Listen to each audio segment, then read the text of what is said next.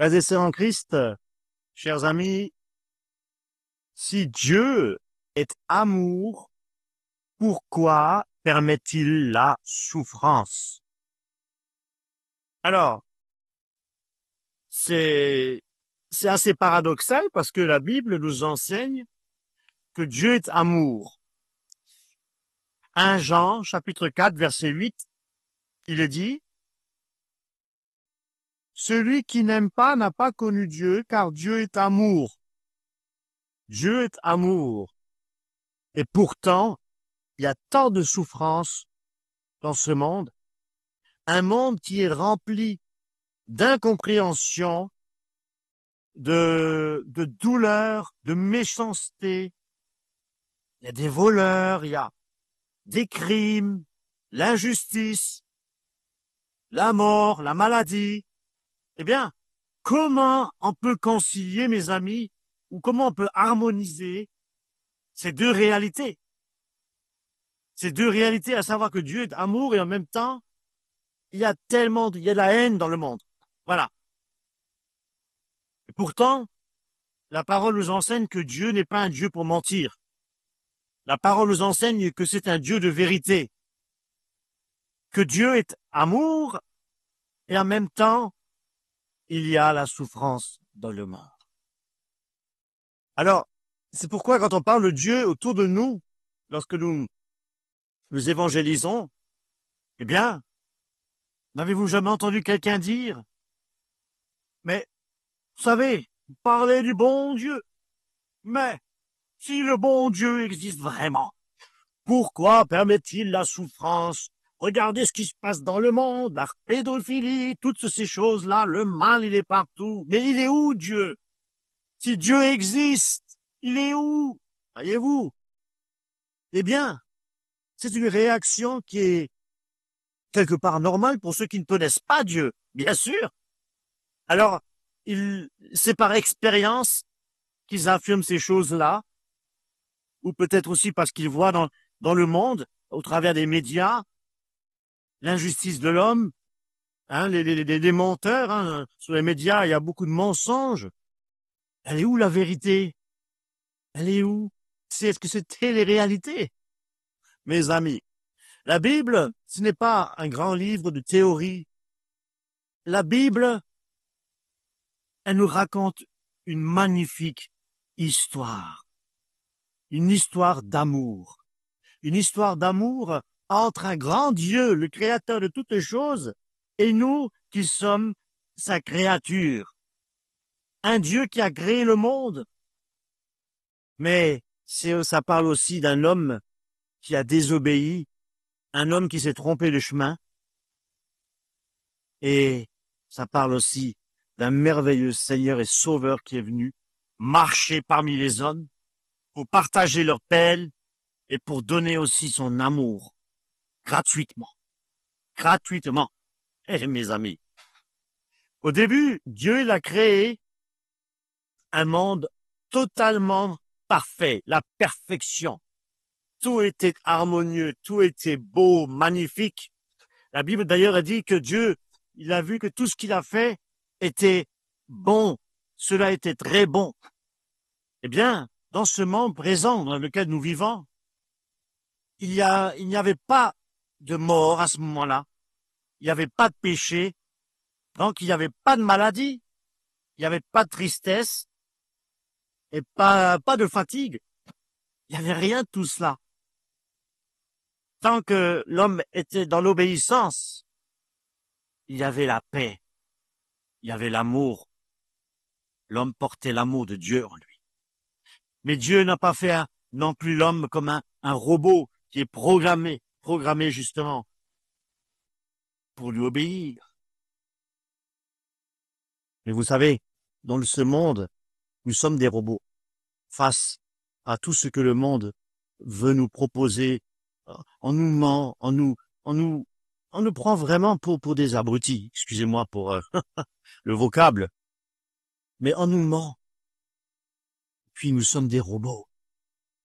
Mais Jésus-Christ, lui, c'est notre Seigneur, notre Sauveur. Et il nous a programmés, certainement pas pour être un robot, comme je le disais, mais il nous a créés par amour, voyez-vous. Mais il nous a aussi créés avec une responsabilité. Cette responsabilité de, de choisir la confiance de Dieu et l'amour de Dieu, l'amour de notre Créateur, voyez-vous. Et c'est là, malheureusement, quand il y a eu cette tentation, que tout a basculé. Parce que Satan, avant d'être Satan, c'était l'ange, l'ange Lucifer, voyez-vous. Il était précipité. Pourquoi? Par un motif d'orgueil. Il a voulu être au-dessus de Dieu. Dieu l'a précipité sur cette terre, dans les abîmes. Et malheureusement, l'homme a été tenté et il a échoué. L'homme, et là, à ce moment-là, tout a basculé. L'homme, il a voulu tracer à ce moment-là sa propre route, décider par lui-même, faire son propre chemin, faire sa propre volonté. Et le fait de faire sa propre volonté, nous ne sommes plus sous la volonté de Dieu. On ne tient plus compte de ce que Dieu veut pour nous. Parce que ce que Dieu veut pour nous, ce sont des projets de paix et non de malheur. Mais si nous faisons notre propre volonté, nous suivons le chemin de Caïn, le chemin du malheur. Voyez-vous? Lisez Genèse 3. Eh bien, ce choix-là, malheureusement, il a eu des conséquences. Et encore aujourd'hui, on s'éloigne de Dieu, on ouvre la porte à qui? On ouvre la porte au mal. On ouvre la porte à la souffrance. On ouvre la porte à la maladie. On ouvre la porte à la pornographie. On ouvre la porte à l'ésotérisme. Voyez-vous, on ouvre la porte à la sorcellerie. On ouvre toutes les portes qui mènent à la perdition. C'est le chemin large. Voilà. Et Paul nous dit que par un seul homme, le péché, il est entré dans le monde. Et par le péché, la mort. Donc, si la mort est entrée à cause du péché dans ce monde, et qu'il y a la souffrance, c'est la conséquence du péché. Donc, c'est la souffrance, c'est comme Dieu est un Dieu d'amour, par déduction, la souffrance n'est donc pas prévue dans le plan de Dieu. Dieu n'a pas prévu que l'homme souffre, mes amis. Et il n'a pas été voulu que l'homme, que la souffrance fasse partie de la création, parce que tout ce que Dieu a créé était bon, me dit le Seigneur. La souffrance, elle est venue dans le monde et elle a créé une rupture au niveau de la communion intime que l'homme avait au départ avec son Créateur. Il y a eu une cassure, une brisure, voyez-vous, comme un divorce, une séparation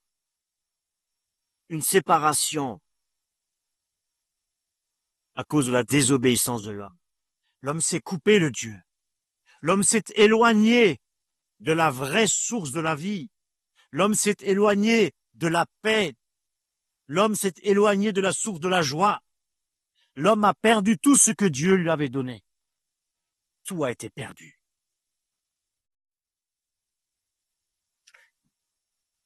Et depuis ce temps-là, effectivement, le mal, la douleur sont là dans le monde. La femme doit accoucher dans les douleurs. L'homme doit travailler à la sueur de son front. Voyez-vous,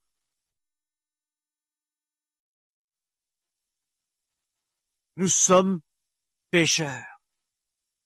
Nous sommes pécheurs et malgré tout cela, le Seigneur n'a pas cessé d'aimer l'homme.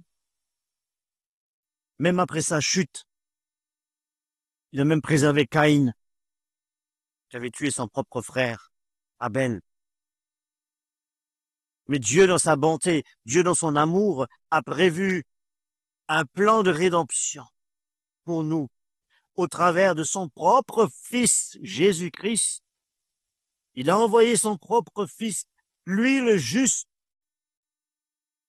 Dieu a envoyé son propre Fils, Jésus-Christ, qui s'est fait homme, qui a marché parmi les hommes.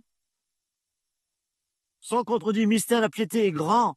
Dieu était manifesté en chair, mes amis, incarné. Alléluia. Et ce Dieu, ce Fils de Dieu, a choisi de mourir à notre place sur une abominable croix. Voyez-vous, sur un poteau, sur une croix. Il a souffert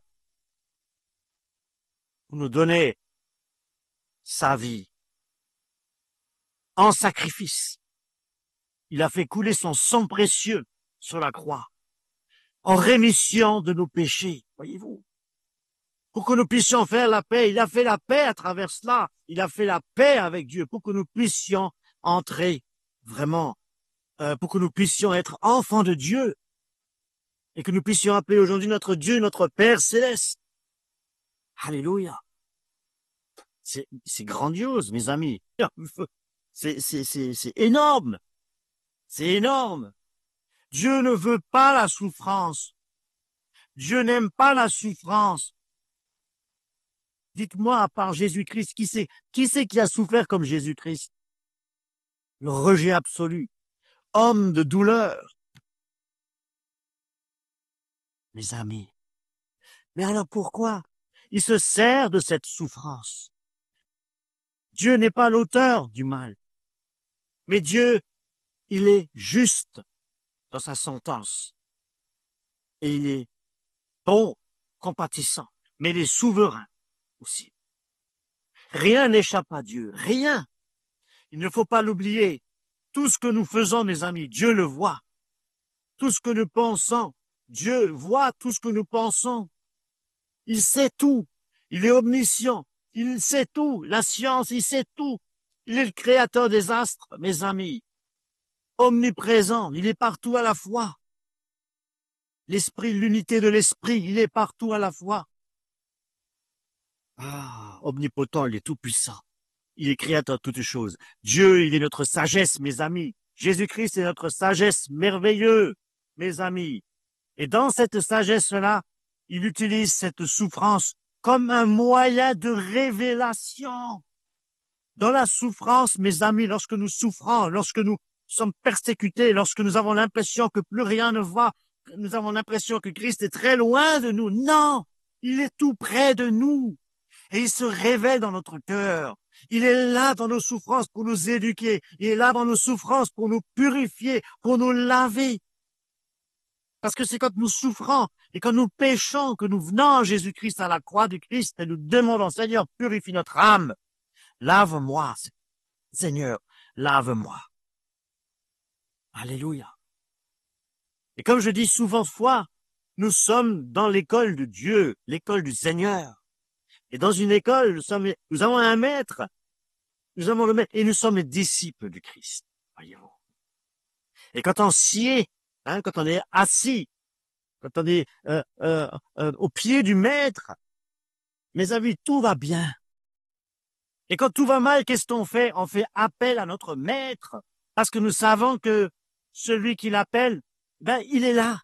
Il est là. Parce que Jésus-Christ lui-même, comme il l'a dit, il est habitué à la souffrance. Et il a compassion de nous.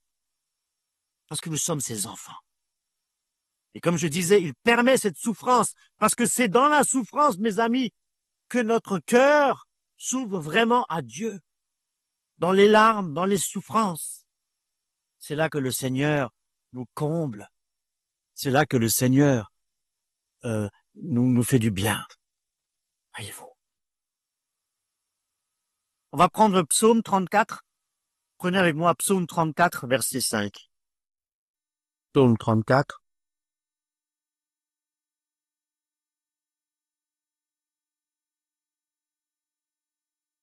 Verset 5. J'ai cherché l'Éternel, et il m'a répondu. Il m'a délivré de toutes mes frayeurs. Quand on tourne les regards vers lui, on est rayonnant de joie, et le visage ne rougit pas de honte. Écoutez bien, verset 7. Écoutez le verset 7, merveilleux. Quand un malheureux crie, quelqu'un qui passe par les souffrances, qui passe par les persécutions, qui passe par la maladie, l'Éternel entend quand celui-ci crie. Et il le sauve de toute cette détresse. De quelques détresses? Quelques-unes? De toutes ces détresses, mes amis. Dieu, il est tout-puissant. Ce que l'homme ne peut pas faire, Dieu le fait. Ce qui est impossible à la médecine, ce que si l'homme est condamné par une maladie incurable par la médecine, Dieu, créateur de toutes les choses, est capable de le guérir. Ah, oui, parce que c'est un Dieu de la vie, c'est le Dieu qui donne la vie.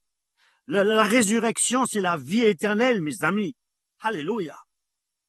Rien n'est impossible à Dieu. Rien n'est impossible à Dieu. Quand un malheureux crie, l'Éternel l'entend et le sauve de toutes ses détresses, nous dit la parole de Dieu. C'est une réalité. Mes amis, c'est une réalité. Alléluia. C'est ce qu'on voit aussi dans le livre de Job. Job, il n'y avait pas un homme plus intègre sous cette terre, nous dit la parole de Dieu, que Job. Job, lui, brisé par les épreuves, brisé, il souffrait, il se grattait là partout, il n'en pouvait plus, il souffrait. Mais c'est de cette manière-là qu'il a découvert Dieu. Mais il a aussi découvert que Dieu n'est pas un juge. Et on ne peut pas faire confiance à l'homme parce que lui-même a son épouse plutôt qui lui a dit, maudit Dieu et meurt. Voyez-vous, il a fait confiance à son Dieu. Nu, je suis venu, nu, voyez-vous. Gloire à Dieu. Job, un homme intègre. Il n'a même pas fait confiance il n'a pas écouté sa femme. Il a écouté Dieu. Et il a dit que Dieu n'est pas un juge qui est trop loin. Mais Dieu, c'est un père qui est infiniment bon et sage. Voilà ce qui est la vérité. Et Job de dire, mon oreille avait entendu parler de toi. Mais maintenant, ce sont mes yeux qui t'ont vu. Mais c'est merveilleux, mes amis. Quelle proximité quand nous sommes dans l'épreuve, quand nous sommes dans la souffrance. Quelle proximité si nous cherchons de l'Éternel de tout notre cœur, toute notre âme, toutes nos pensées. Mes amis, c'est là qu'il compatit avec nous et il nous fait du bien. Mes amis. La souffrance, elle peut donc être l'école du cœur. Une belle école du cœur, mes amis. Nous devons savoir que la souffrance ne nous rend certainement pas meilleurs. Hein? Non, mais elle nous amène à chercher Dieu, à mieux le connaître, à lui faire confiance et surtout à dépendre de Jésus, à dépendre de Dieu, mes amis, pour que nous puissions réellement comprendre que nous avons une espérance glorieuse.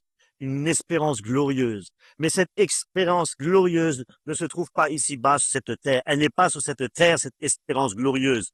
Mes amis, elle est où cette espérance glorieuse? Elle est où? Elle est où? Là où Jésus-Christ il est en ce moment.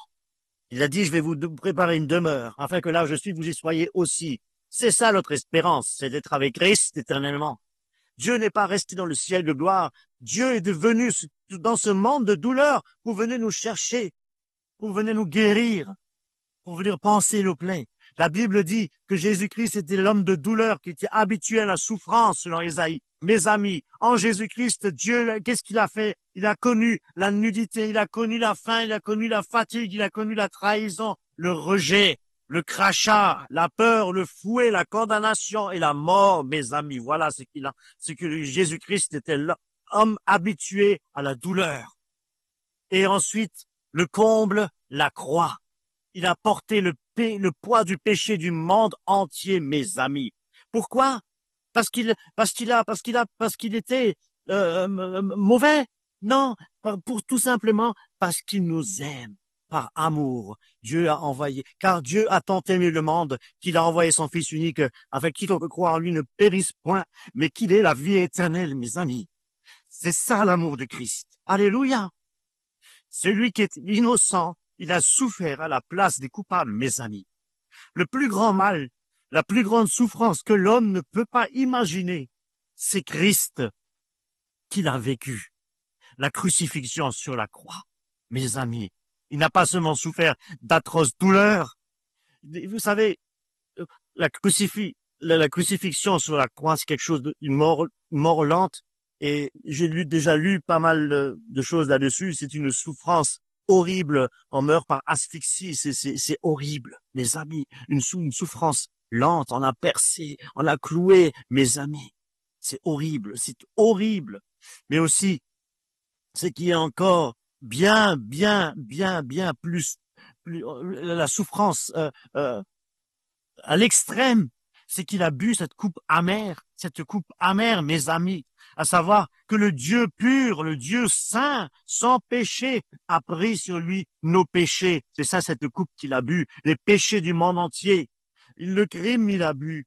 Mes amis, la pédophilie, tous les péchés inimaginable. Il a tout pris sur lui. C'est pour cette raison-là qu'il s'est aussi écrié, mon Dieu, pourquoi m'as-tu abandonné? Voyez-vous, il a souffert à notre place. Et nous voyons que son sacrifice est devenu le plus grand bien pour le monde entier. Et aujourd'hui, on le rejette. Et aujourd'hui, on crache encore sous Jésus-Christ. On veut rien savoir de lui.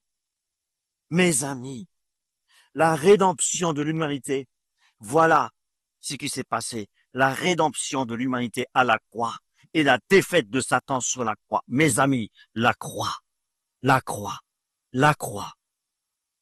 Là où tout est accompli. Tétélestai. Là où tout est accompli. La croix, mes amis. C'est pourquoi Dieu n'explique pas seulement la souffrance d'Ésaïe, mais il la traverse, cette souffrance, mes amis. Il se contente pas seulement de compatir pour nous. Il a payé le prix pour nous, mes amis. Il fallait que le Christ souffre ces choses pour qu'il puisse entrer dans la gloire. Mes amis, Luc 24. Donc, si nous considérons le sacrifice parfait de Jésus-Christ sur la croix de Golgotha, eh bien, pour nous, la souffrance, c'est pas un signe que Dieu nous a abandonnés. Bien au contraire, ou qu'il ne s'intéresse pas à nous. Mais c'est un chemin d'amour, un chemin de compassion.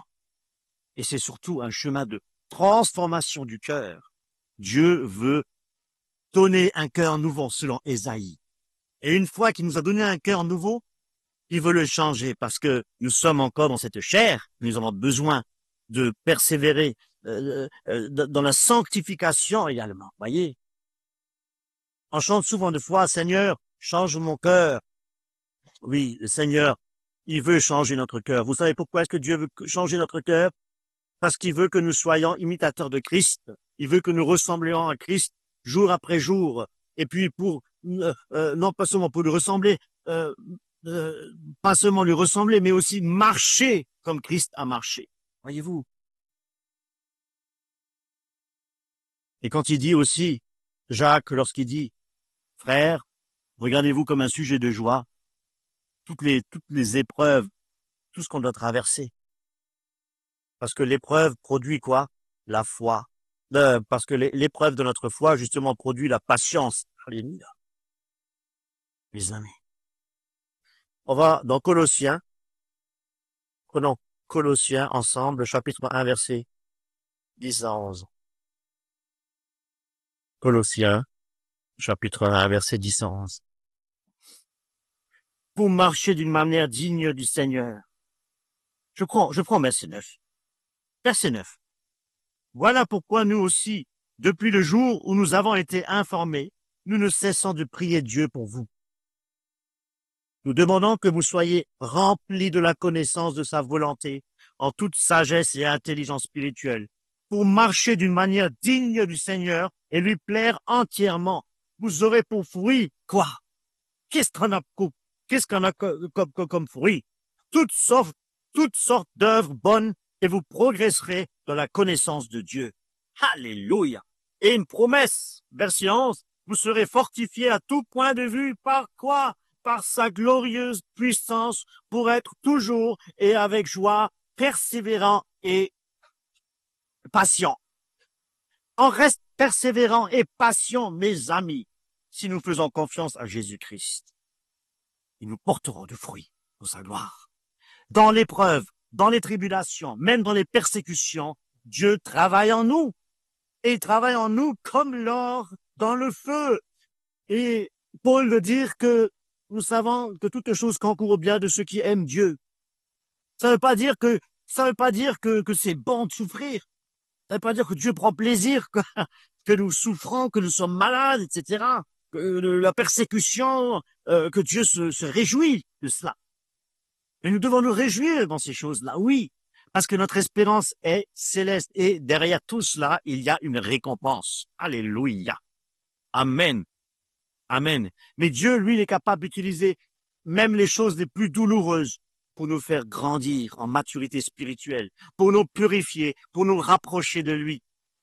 Mais souvent de fois, mes amis, les souffrances nous détachent aussi des choses de ce monde, et c'est merveilleux, parce que tous les attraits de ce monde, toutes ces choses ne sont que illusions. Illusions. Et pourquoi illusions? Parce que ce monde passera, nous dit la parole de Dieu, parce que nous sommes citoyens des cieux, notre héritage n'est pas terrestre, il est céleste. Oui, notre vraie patrie est en haut, elle est céleste, notre vraie patrie, selon Philippiens. Et Jésus, qu'est-ce qu'il fait? Je vous ai dit tout à l'heure, il nous prépare une demeure, non pas pour un certain nombre d'années, mais pour l'éternité. Vous savez ce qu'est l'éternité? L'éternité, ça veut dire qu'il n'y a pas de fin. Il n'y a pas de fin. Il n'y a pas de fin pour l'éternité, mes amis. Et c'est pourquoi Dieu se sert de la douleur pour que notre espérance, elle se déplace de la terre au ciel et de nous vers lui. Alléluia, merveilleux. Malheureusement, ce n'est pas que l'humanité souffre, mais toute la création souffre. Toute la création souffre, selon Romains 8. Toute la création entière, tout ce que Dieu a créé, toute la création entière soupire et souffre les douleurs de l'enfantement, les amis. Ce monde, il n'est pas tel que Dieu le voulait. Mais la Bible dit, et elle annonce, un nouveau monde, une nouvelle terre, un nouveau cieux, et que toute souffrance disparaîtra. Toutes les souffrances disparaîtront, les amis. Il a dit qu'il essuiera les larmes de nos yeux. La mort ne régnera plus. Elle ne sera plus là, plus de deuil, plus de fatigue. Mes amis, alléluia. Donc, on peut dire que la souffrance sur cette terre n'est pas éternelle et qu'elle aura une fin. Et elle fait partie du temps présent, mais nous nous préparons pour l'au-delà. Nous nous préparons pour un monde meilleur. Nous nous préparons pour un monde où il y a la justice, où il y a l'amour, où la paix régnera, où la joie régnera, où il y a la perfection. C'est ça notre espérance, l'espérance du chrétien. Vivre notre espérance, ton espérance. Et ça change tout, mes amis. C'est vrai, cette espérance n'enlève pas la douleur, elle n'enlève pas la tribulation, elle n'enlève pas les épreuves, mais cette espérance donne un vrai sens dans notre vie. Si nous vivons, nous avons un sens dans notre vie. C'est quoi? C'est notre espérance vivante, notre espérance, notre héritage céleste. Nous vivons pour le Seigneur. Nous vivons pour être un jour dans la gloire, pour être un jour avec le Seigneur pour l'éternité. Et c'est pourquoi Paul dit dans Colossiens 3, affectionnez-vous aux choses d'en haut et non pas à celles qui sont sur cette terre. Les choses de cette terre sont éphémères. Nous ne devons pas nous attacher à l'argent, au Dieu Mammon. Nous ne devons pas nous attacher aux biens matériels. Nous devons nous attacher aux choses qui nous édifient, qui nous exhortent, le Seigneur Jésus-Christ. Oui, Dieu est amour.